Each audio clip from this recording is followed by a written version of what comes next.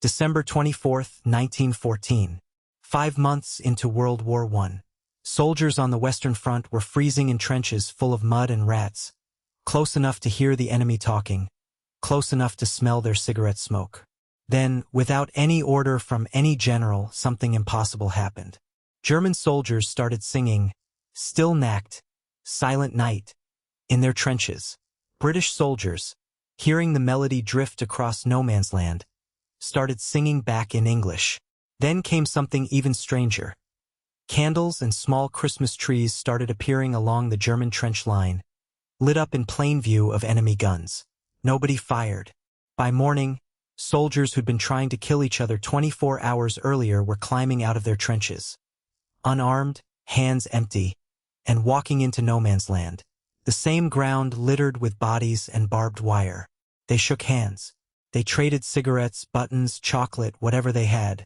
Some exchanged addresses, promising to write after the war.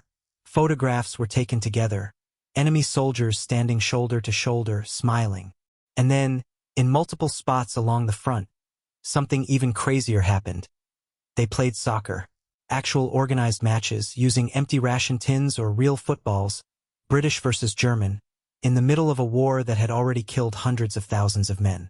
It became known as the Christmas Truce, and it happened in an estimated 100,000 soldiers' worth of unofficial ceasefires up and down the front, entirely spontaneous, entirely against orders.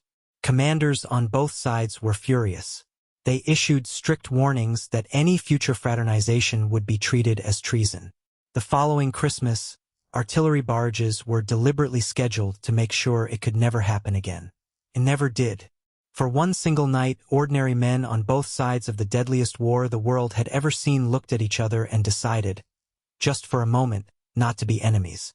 Then they went back to the trenches, and back to killing each other by New Year's Day.